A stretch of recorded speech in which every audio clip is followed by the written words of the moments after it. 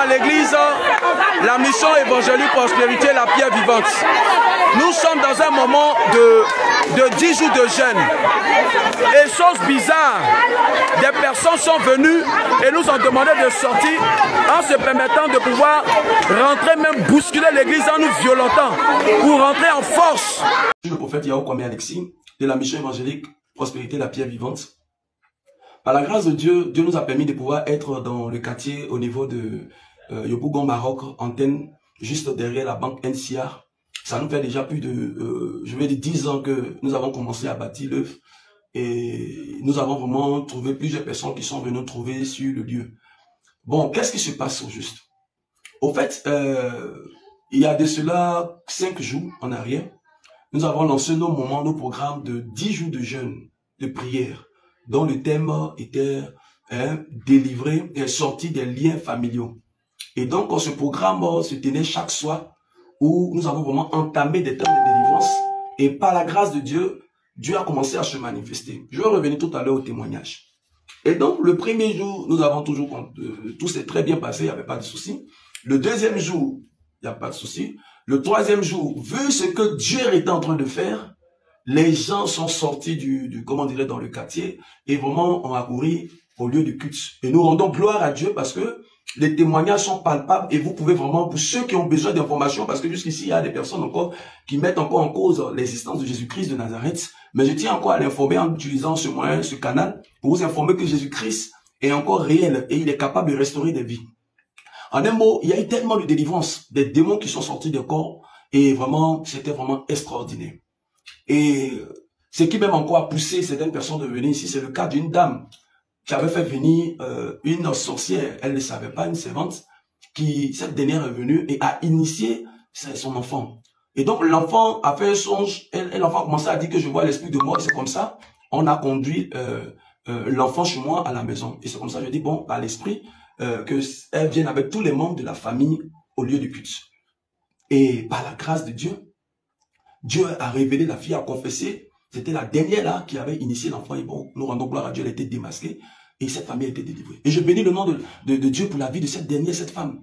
Elle est passée partout et a annoncé ce que Jésus-Christ a fait. Ça me fait penser à la femme samaritaine lorsque elle a rencontré Jésus-Christ de Nazareth qui lui avait demandé de lui donner de l'eau. Et après, par la suite, qui lui avait demandé, mais où est ton mari? Elle a dit non, je n'en ai pas. Et Jésus a dit, effectivement, tu as dit vrai parce que j'en ai eu 5. Et par la suite, vous savez un peu ce qu'elle a fait. Elle est allée partout et elle a annoncé comment les choses se sont déroulées. Effectivement, donc, les gens qui ont suivi par la grâce de Dieu, quand nous avons entamé le programme, le monde, les gens commencent à venir.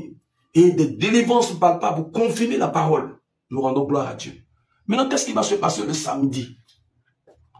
Pendant notre moment de prière, pendant l'exercice du ministère, je me rends compte qu'il y a 2 messieurs qui font irruption dans le temple. D'abord, qui sont arrêtés devant le temple. Moi, je ne les connais pas. Je vous rappelle que ça fait déjà plus de 10 ans que je suis dans ce quartier. Et là, je parle de 10 ans où l'église a commencé à s'implanter. Sinon, bien avant ça, déjà en 2020, 2002 ou 2005, 2000 par là, 2005, 2006, on avait déjà une cellule sur le même terrain. Donc, je veux dire qu'il y a longtemps, on est dans le quartier. Et donc, ces personnes, moi, je ne les connais pas. Je ne sais même pas d'où ils viennent. Maintenant, qu'est-ce qui se passe? Je vois un parmi qui a un téléphone en main et qui est en train de filmer le lieu. Et il est en train de me filmer. Et vu, sachant que déjà ses intentions n'étaient pas bonnes, donc j'ai pris le micro pendant que je prêchais, je lui ai dit, mais monsieur, s'il vous plaît, pourquoi vous filmez le lieu de culte? Il ne vous est pas permis de le faire. Vous n'avez pas le droit de filmer le lieu de culte, ça ne se fait pas. Donc vraiment, arrêtez. Et vu que j'étais en train de prêcher, et donc je continue la prédication et l'un des responsables, le secrétaire général de l'église s'est approché pour essayer de parler avec, comment dirais-je, le monsieur en question qui filmait. Et du coup, il a arrêté. À peine le monsieur va tourner dos, mon responsable, les minutes qui ont suivi, nous avons des preuves seulement que il y a certaines parties que nous n'avons pas pu capter. À peine mon responsable a tourné dos net, des groupes de 3, je crois, 3 sont rentrés. Et à la tête, un individu, un monsieur, dont je ne connais pas.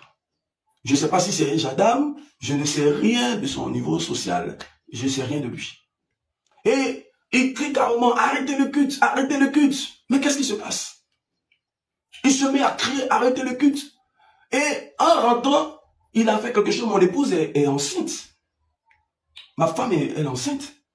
Vu la chaleur et les manifestations, elle avait vraiment chaud. Donc, elle est restée un peu à la porte pour prendre l'idée de prendre de l'air. Et donc, le gars, il paraît-il, parce que c'est après qu'on a eu les informations, le peuple qui était là, il paraît-il qu'il était ivre. Ils étaient ivres, ils ont bu. Et là, lorsque il est rentré, il a coudé dans le ventre de mon épouse. J'ai marié ma femme, ça me fait plus de combien d'années je la connais. Voici Dieu, je n'en parle. Je n'ai jamais touché, frappé ma femme. Et quelqu'un, à cause du ministère, parce que nous sommes en train de servir Dieu, va se permettre de taper dans le cou de ma femme, quand même, dans le ventre en plus encore. Il faut que ça change. Donc le monsieur tape mon épouse, moi je ne suis pas informé, c'est après qu'on me donne l'information. Et lorsqu'il rentre, il se met maintenant à crier, arrêtez, arrêtez, c'est quoi, arrêtez. Et je dis même aux gens, ok, faisons nos offrandes, ne l'écoutez pas. Il dit, on ne fait pas d'offrandes ici, on ne fait pas d'offrandes ici. Il a commencé à crier dans le temple.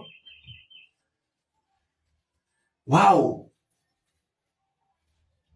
Il a commencé à crier dans le temple. Et la chose bizarre, qu'est-ce qu'il fait maintenant? Il se dirigeante vers moi, ayant le micro à l'hôtel. Et là, mon secrétaire général s'est imposé. Donc, il lui a dit, monsieur, sortez. Parce qu'il était venu avec violence. Donc, du coup, quand il a vu qu'il y avait une barrière autour de lui, il s'est calmé. Il était là, mais il faisait de ses gestes. Et donc, on a réussi à le calmer. On lui a demandé le bon responsable. Il était fâché parce qu'il a dit, mais c'est pas normal que vous puissiez rentrer dans un lieu de culte. Ça ne se fait pas. Ça ne se fait pas.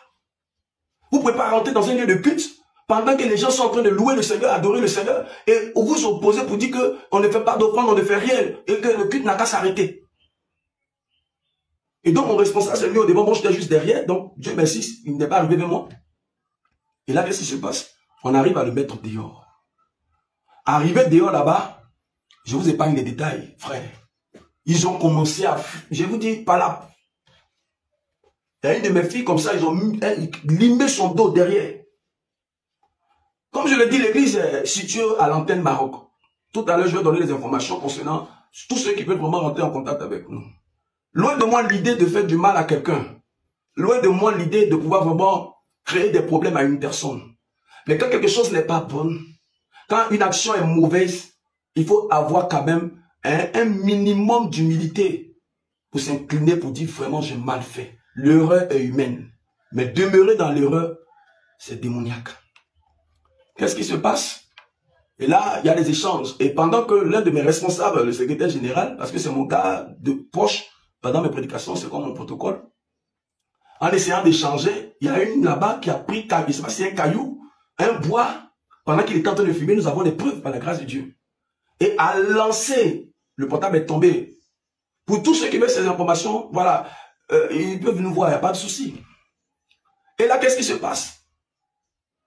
Nous rendons gloire à Dieu. Son œil n'est pas cassé. Mais après qu'on a regardé, son œil a enflé. Les vers sont tombés. Et les vers qui sont tombés là, ils ont piétiné. Heureusement que le portable n'est pas cassé.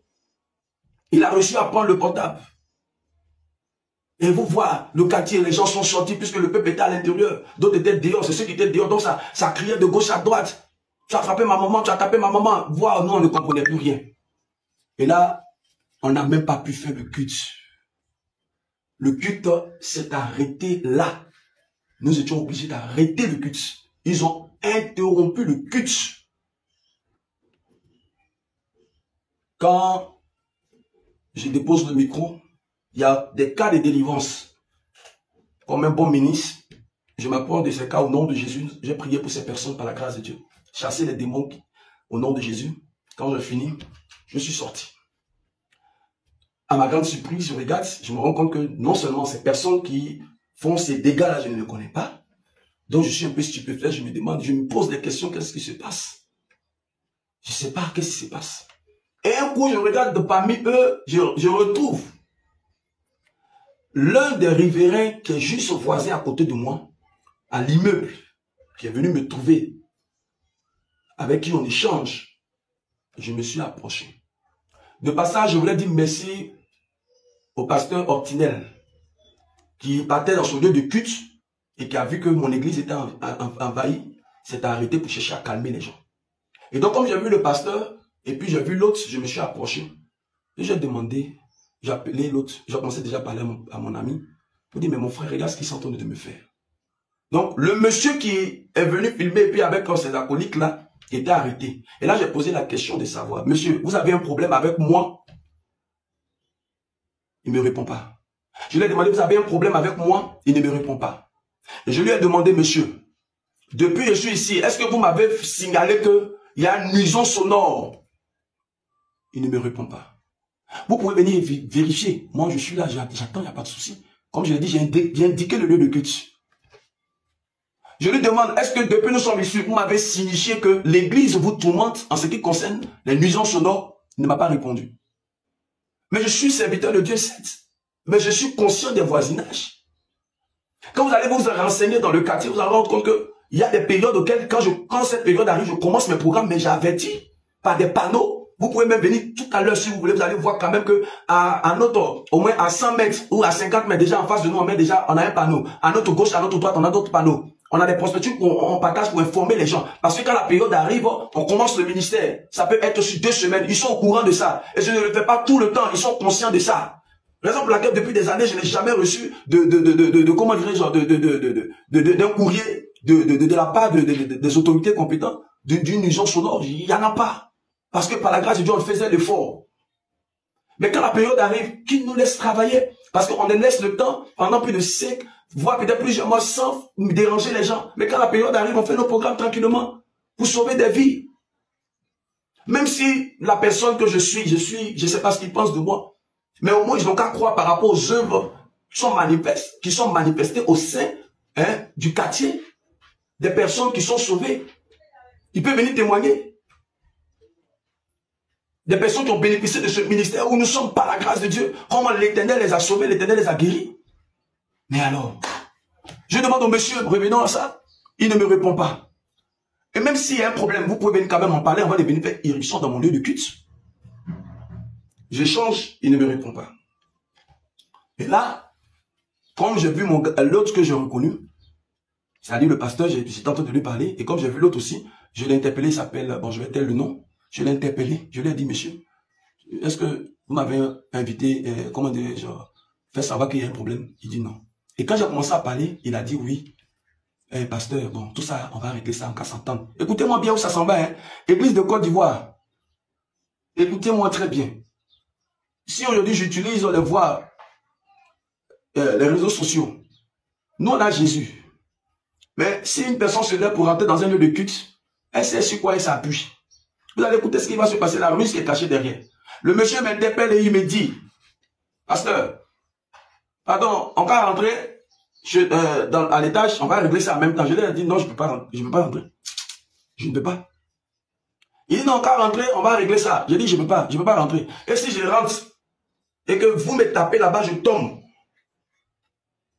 Vous n'allez pas dire que le pasteur allait faire quoi? Comment dirais-je, rentrer là-bas? Hein? Vous allez dire que le pasteur est rentré là-bas pour aller mélanger les gens, violation à domicile, il va y avoir des problèmes. Pour le moment, je ne vais pas donner de noms. Mais vous allez voir la ruse qui est cachée derrière. Donc, je dis non, je ne peux pas. Donc, moi, je vous demande simplement ça. Moi, je vous demande tout simplement de venir à l'église et on va en parler. Il me dit, bon, ok, on va voir. On va voir. Je l'ai dit, vous venez dans le lieu de culte et on en parle. Vous venez dans le lieu de culte et puis on en parle. Ils disent, ils vont voir. Ils vont voir les responsables et puis ils vont me faire le retour. Donc on a échangé, c'était convenu que le dimanche après le culte, ils allaient venir nous voir et on allait s'asseoir et puis on allait échanger. Je vous rappelle que je n'ai jamais reçu un courrier de la part de ces personnes. Jamais reçu un courrier de la part de ces personnes montrant que je fais une nuisance sonore. Non. De façon verbale, non. À l'écrit, non. Rien reçu. S'ils ont agi comme ça, c'est qu'ils se croient tout permis et ils savent sur quoi ils sont arrêtés. Nous, on a Jésus. On a Jésus. Et là, qu'est-ce qui se passe? On s'entend que le dimanche après le culte, ils vont venir. Je suis assis. Pendant ce temps, je vous rappelle qu'ils ont tapé dans le cou de ma femme. Elle est enceinte. Ça me fait plus de 17 ans. Si je ne me trompe pas, que je suis avec ma femme. Je l'ai mariée. Je n'ai jamais porté main. Jamais porté main à ma femme. Jamais. Et quelqu'un rentre et puis tape dans le coude pendant qu'elle est enceinte. Donc on observait. Dimanche après le culte, on va échanger.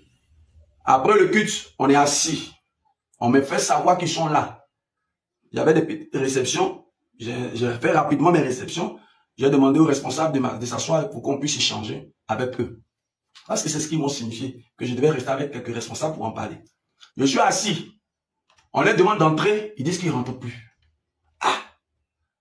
Quel est le problème au juste? On leur demande d'entrer, ils disent qu'ils ne rentrent plus. Je dis ok. Nous sommes restés pendant 30 minutes.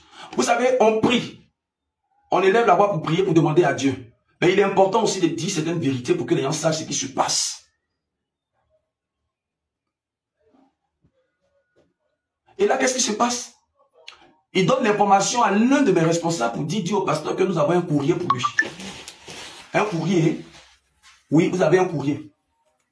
Donc, dites au pasteur qu'il sorte, on va lui remettre le courrier. Et d'ailleurs, dites à M. Yao qu'il sorte. D'ailleurs, God. Dites à M. Yao, il n'a qu'à sortir, on va lui remettre son courrier. Et là, mes responsables disent, tu ne bouges pas, papa, parce qu'on ne sait pas ce qu'ils vont te faire. Donc, ils n'ont pas rentré te remettre le courrier, on va répondre. Ils ne sont pas rentrés. Vu qu'ils ne sont pas rentrés, mes responsables sont venus. L'un de mes fils a garé le véhicule, on est monté rapidement. Et pendant que je sors, monsieur Yao, tenez. Je lui ai dit, monsieur, on vous attendait depuis plus de 30 minutes. Vous n'avez pas réagi. C'est pas maintenant que vous allez réagir. Donc nous sommes partis. Les minutes, quand on partait derrière nous, il appelle, il dit, vous voyez, il n'a pas reçu le message, hein. Il n'a pas pris le courrier, Et puis ils ont coupé. Merci Jésus. Je voudrais vraiment que vous nous aidez à comprendre la suite, à partager,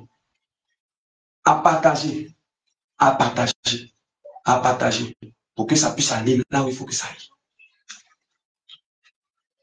Donc, j'ai un fils quand même qui est dans le corps. Je l'appelle, je lui dis, mon fils, voilà ce qui se passe.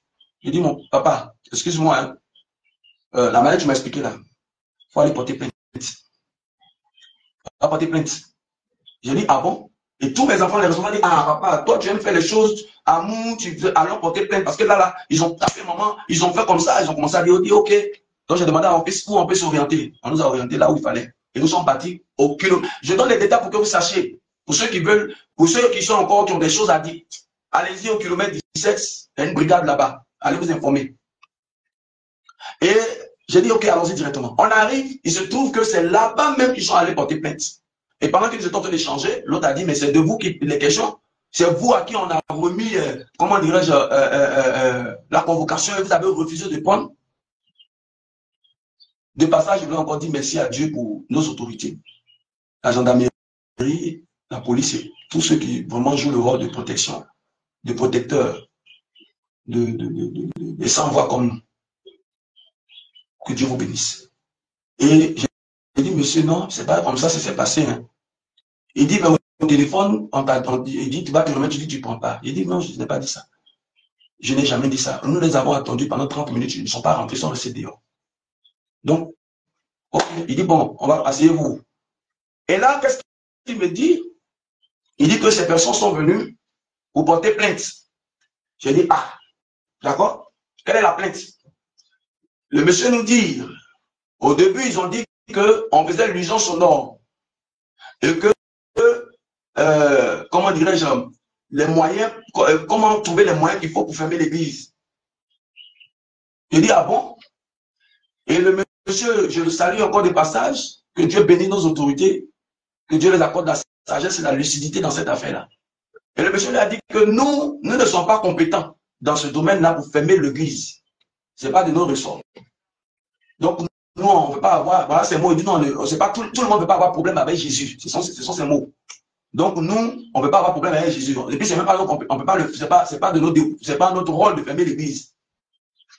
J'ai dit Amen. Donc, maintenant, qu'est-ce qu'il y en a? Il dit, ah, quand on a fini de dire on ne peut pas fermer, ils disent, ah, ok. Donc, voilà, c'est pourquoi on est venu encore. Donc, ça veut dire qu'on touchait un autre point, ça n'a pas marché. Et ils touchent un autre point. Et l'autre point qu'ils ont touché, c'est quoi? Ils disent, et je cite les mots, je les pèse bien. Ils disent que nous sommes venus porter plainte contre Yao Kwame Alexis, le pasteur, qui a envoyé tous ses fidèles pour frapper ma femme. Quoi? Il dit que moi j'ai demandé aux fidèles de frapper sa femme. Avec moi à la tête, parce que si on vient que on trouve c'est moi, on connaît, donc c'est moi. Je dis, monsieur, j'ai compris.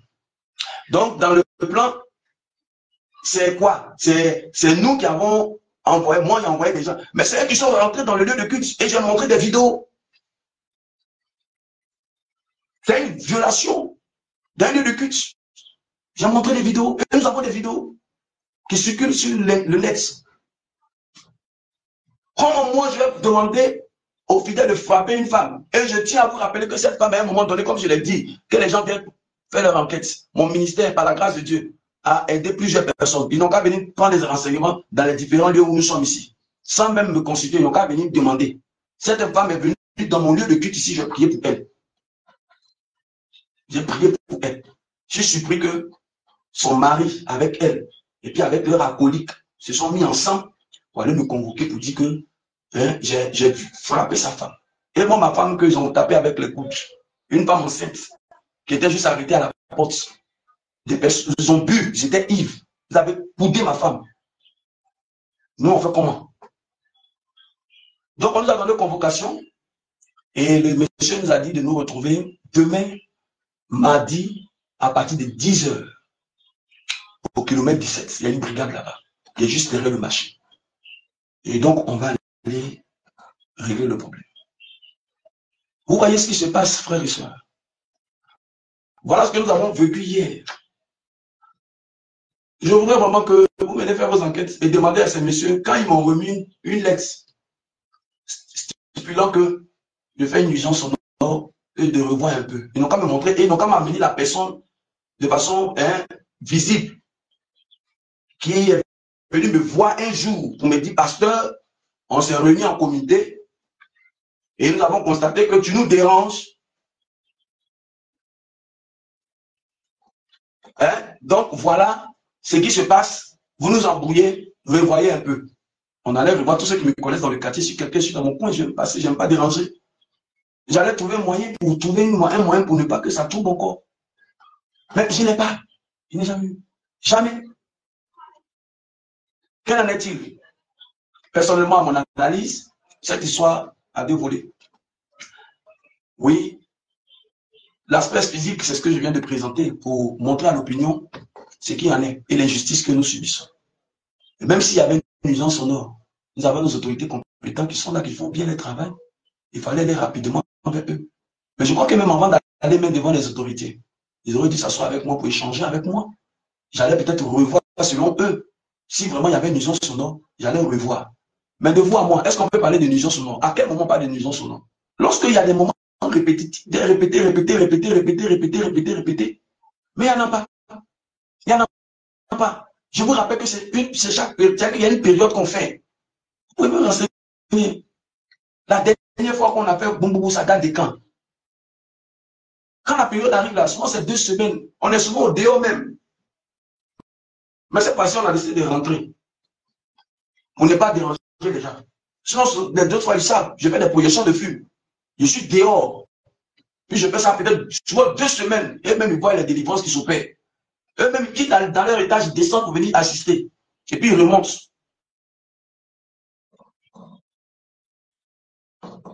Vous voyez? Et finalement, les gens se permettent de pouvoir attaquer l'Église. De pouvoir attaquer l'Église. Est-ce que c'est normal? À vous de juger. À vous de juger. Vous me dites, monsieur, on va se voir demain pour parler. Et puis derrière nous, vous battez au commissariat. Vous battez porter plainte d'abord pour nuisance sonore. Comme ça n'a pas marché, vous dites que moi, papa, le pasteur, le prophète Yahoo Kwame Alexis, a demandé, hein, j'ai compris sur vous avec mes fidèles. Je disais mes fidèles, avec ma tête frappée. Donc elle a eu des coups et des blessures. Et je tiens à rappeler, et comme je le dis, je bénis Dieu pour la lucidité de l'homme que nous avons vu, l'officier, qui a dit, mais monsieur, madame, et il nous a dit carrément que, moi-même j'étais surpris, j'ai dit, mais si c'était vraiment l'église, toute l'église qui a groupé sur toi pour te frapper là, toi tu allais avoir la force de venir jusqu'ici pour porter plainte. C'est pour dire qu'il y a quelque chose qui est caché derrière. Ça, c'est l'aspect physique, je voulais vous donner l'information. Maintenant, le côté spirituel, je sais qu'on a touché un côté sensible. Les démons ont été dérangés. Les puissances des ténèbres ont été renversées. Et nous rendons gloire à Yeshua Mashiach qui dit, tout pouvoir m'a été donné dans le ciel et sur la terre. Nous rendons gloire à Yeshua Mashiach qui dit, toute âme forgée contre vous sera nulle et sans effet. Nous bénissons le Seigneur parce que des vies qui étaient emprisonnées par la sorcellerie ont reçu les délivrances. Ont reçu les délivrances. Nous savons au nom de Jésus que nous avons eu la victoire. Que la gloire revienne à Yeshua Mashiach. Je voudrais vraiment que vous partagez et que justice se soit faite. Parce que là, ma femme, on va porter plainte. Non, on ne va pas laisser. On va faire un certificat médical parce que je vous le dis, quand nous avons fini, elle est rentrée à la maison avec des douleurs. Elle n'a même pas pu manger samedi. Dimanche, elle a quand même... C'est que c'était... Je ne vous ai pas les détails. Et comme on nous a envoyé la convocation, elle était obligée parce qu'on dit, on ne sait pas. On ne nous a jamais convoqué, moi, au commissariat pour ces gens d'histoire. Ils n'ont qu'à vérifier. Si les autorités compétentes m'écoutent, ils n'ont qu'à vérifier dans leur registre là, pour voir si je figure Yahoo Kwame Alexis qui fait nuisance sonore, qui embrouille. Ils n'ont qu'à vérifier. Donc, dans la peur, elle a pris ça. Je vous épargne l'émotion, comment dire, les effets émotionnels qu'elle a reçus. Au point où elle avait du mal à manger. Elle n'a même pas mangé.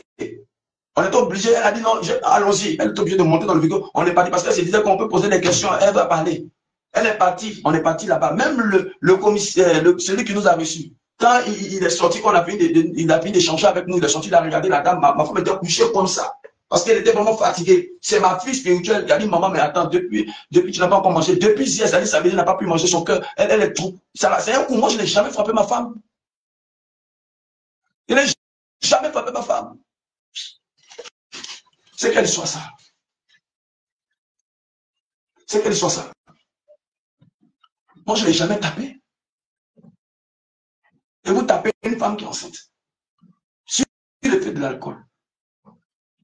Ma femme était couchée comme ça, le monsieur me prenait pour s'amuser. C'est ma fille qui allait payer quelque chose comment dirais-je, comment on appelle, de quoi à manger pour qu'elle puisse prendre un peu. Parce que depuis si elle n'avait pas mangé, elle était anxieuse. Son cœur, quand elle est rentrée à la maison, elle était anxieuse. Je vous l'ai dit que c'est à partir de 23 h qu'on s'est assise, on va dire 15 h, 16 h à notre retour, qu'elle a pu manger quelque chose. Qu'est-ce qui se passe? Donc, parce que les démons étaient troublés. On les a vaincus spirituellement. Donc, ils sont venus physiquement. Les gens ne savent pas qu'ils ont été manipulés. Ils ne savent pas. Mais bon, voilà ce qui s'est passé. Je vous tiendrai informé dès demain. En tout cas, j'appelle à tous ceux qui peuvent nous soutenir dans cette situation. Le corps du Christ. À tous nos patriarches, je ne pourrais pas citer tous les noms. À tous nos dévanciers, nos frères et sœurs, enfants spirituels et autres. Je voulais de passage dire merci à Dieu pour la vie de mon papa Dion Robert, qui déjà, la radio Chandelier qui m'a déjà contacté, qui doit faire une interview avec moi pour qu'on puisse régler ce problème, parler. Je voudrais dire merci à Dieu pour mon père spirituel, papa Dion Robert. Et donc voilà, c'est que nous avons subi le samedi. Et là maintenant, nous convoquons demain, mardi, à la gendarmerie de kilomètre 17 aux environs de 10 h. Et donc, on va partir. Donc, qu'elle vienne avec ses preuves. Nous aussi, on va venir avec nos preuves. C'est que je sais.